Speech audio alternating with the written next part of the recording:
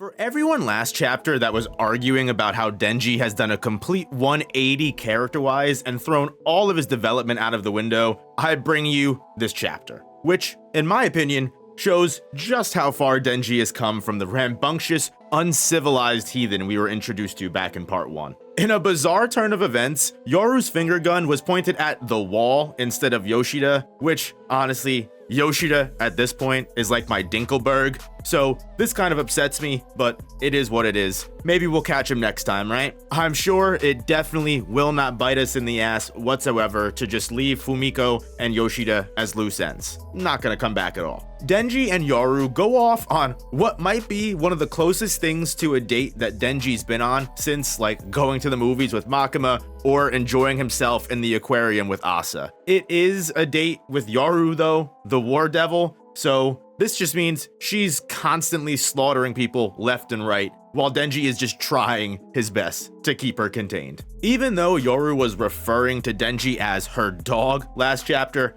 I think this chapter proves that she is still somewhat willing to consider Denji an equal partner in certain situations. She may ultimately be planning to turn him into a weapon at one day, but I think her affection towards him is more true than manipulation, at least. Yoru, to me, seems like just genuinely a toxic person. I've known people like Yoru my whole life. Maybe they're not outright killing people with their finger bangs, but she is more than willing to coerce a romantic partner into doing something for her, even if it is against their will or what they stand for. You know, she's a type A woman. All jokes aside, her dominant personality, due to being, the war devil, makes it impossible for her to turn off the whole maniacal serial killer thing. Denji can argue and yell at Yoru all he wants, but Yoru's just gonna do what she wants at the end of the day, regardless. While some people would argue that's just Makima with extra steps, we do see Yoru concede to Denji when he asks to go out to eat as opposed to just waging a senseless massacre. She does growl and roll her eyes, but once Denji is carrying her at top speed to the location while she's just making pop shots from behind, she's having the time of her life. The difference between Denji and Makima's relationship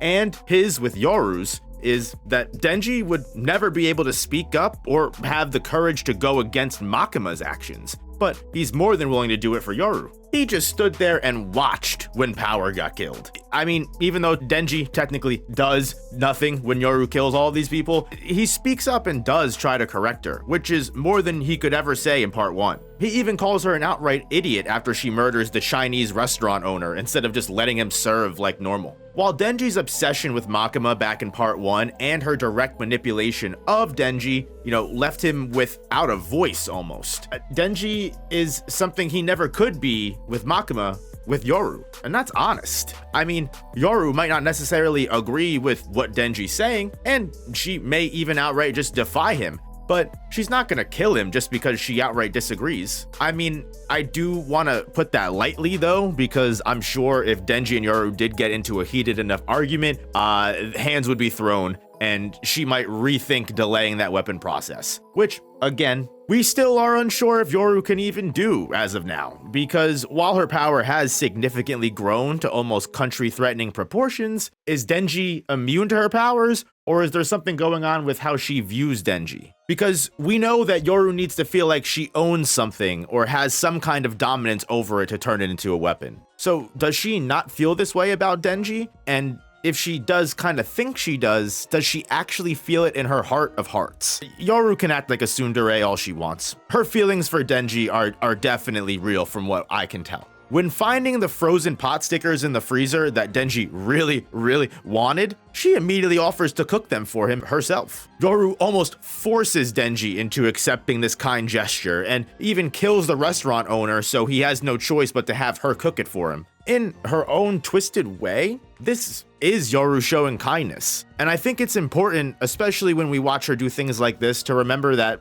she is a devil. She's in a human body and speaking with Asa's mouth, but she is the remaining essence of the War Devil. And that same War Devil was defeated by Chainsaw Man not too long ago. It's why when Denji calls Yoru terrifying, she blushes. It's why when she tries to cheer Denji up during his breakdown in the aging world, she insensitively just tells him to get over it and carry on, but in her devil brain, that's her being nice and supportive. The entire human concept of love is a foreign concept to a devil, and all of the gaps in her knowledge are being filled in by Asa, which is absolutely no help, might even be detrimental, to be completely honest, because it has been a while since we've seen any of the Chainsaw Man characters in an ordinary human situation. But let's remember that Asa is just as, if not more, socially inept than Denji is, which is an astounding thing to say. Just like Asa has trouble expressing herself, ironically enough, so does Yoru. Whether you want to argue this is because their personalities are starting to mesh and weave together, or you could also argue as individuals, they're just kindred spirits and very alike. Let's be honest. If Yoru didn't care for Denji, she would have killed, destroyed him, and turned him into a weapon 10 times over by now. We have already seen what happens to people that Yoru does not give a shit about. Like, actually, multiple times we see it in this chapter alone. And she wouldn't even let the owner make the two of them food. You really think she'd go through the hassle of making a full meal for a character she just wants to abuse? While Yoru's plan may have been to manipulate Denji from the very beginning, I'm starting to believe that, even if she still thinks that's what she's doing, right? It's clear that this quote-unquote fun that they're having has no ulterior motive, at least as of right now. What does make Yoru come off wrong or manipulative is both her and Asa's inexperience in general, which leaves Yoru's dominant personality to take charge and force herself onto Denji.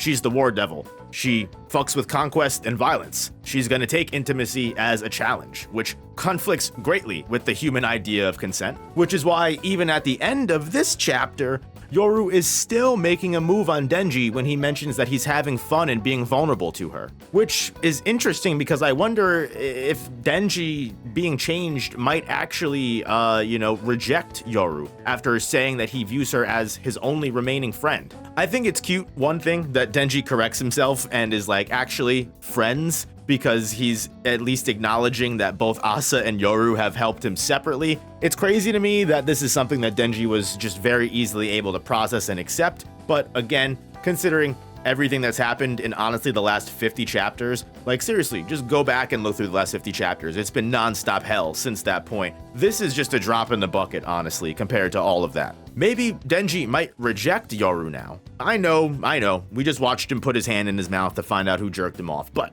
it's possible he wants to know because he wants that person to be Asa. Not for nothing, I've said it in multiple reviews before. Asa and Denji are just two characters that are not only able to relate to each other more than anything else due to their trauma, but it seems like how they deal with their traumas and how they deal with the world actively work as a healing influence on the other. Asa's survival get with her mom, and the ostracization she's felt from school her whole life as almost like a perfect parallel to Denji's poor and rotten upbringing, where he grew up basically separated from society and in the underworld, being willing to eat cigarettes for an extra buck. Asa spends too much time in her head and chooses to reject society on her own, and she needs a helping hand with being willing to experience life and challenge her own biases. Denji, on the other hand, attempts to integrate into society as much as he possibly can or thinks he should, and his delinquency and his spontaneity constantly make it hard to settle down and stop to consider what's right and what's wrong. It makes sense that after everything that's happened, especially with Asa's support during his breakdown in the aging world, that Denji would consider Asa mostly, but Yoru as well, his only real friends. Sure, just like everyone else, Yoru might be using Denji, but compared to the Chainsaw Man Church, public safety, compared to even the Control Devil, at least Denji can have fun with Asa and Yoru before it's all over. And if we think back to before this big onslaught of chaos chapters happened, wasn't that Denji's biggest problem? His life with Nayuta, being a normal high schooler, having to abstain from being a superhero for public safety, even though he's not technically affiliated with them anymore. It was all just so boring, so mundane. It wasn't Denji. It wasn't what he wanted. Denji thinks back to a promise he made to Power back in part 1, that in exchange for accepting her life force and resurrecting, he would find the new Blood Devil and befriend her all over again. Now, Denji asks Yoru where the Fire Devil is, now that the Chainsaw Man Church has summoned it, and she mentions that it's probably just waiting out and hiding until the Death Devil descends, as apparently all high-ranking devils must be in attendance for the Death Devil's arrival. Denji asks if the control devil might be there, and Yoru admits that even if she was, she wouldn't be Nayuta anymore. That also makes Denji consider the fact that even if he did find the blood devil, they would just be a stranger to him as well.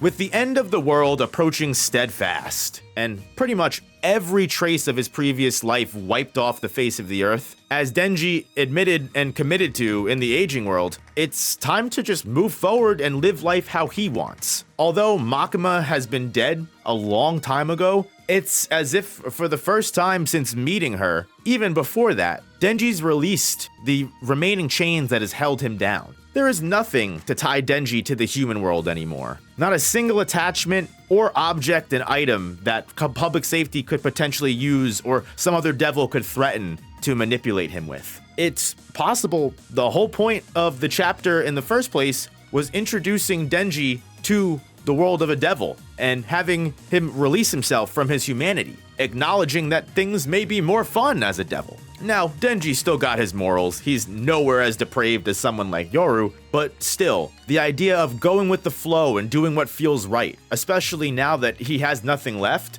Denji is optimistic rather than sad. Will the Death Devil eliminate life as we know it? I mean, not only did Yoshida claim that its power was too much for Denji and Yoru to stand on even ground with it in a battlefield, but apparently now most high-ranking devils will be arriving onto Earth as well. And if that means primal fears and threats like the Darkness Devil are going to be arriving, what other allies are lying in wait in hell that have never come to the human world that we might bear witness to? And on the other side of things, character side, is Denji's ending really going to involve becoming Asa's weapon? Or has the human emotion of love or friendship really started to cloud Yoru's view of Denji? And instead, it's starting to be replaced by Asa's idea of a romantic partner standing on equal level. Now, that being said, this is the same devil that when push came to shove was willing to sacrifice the two children that she loved the most and said she was doing all of this for.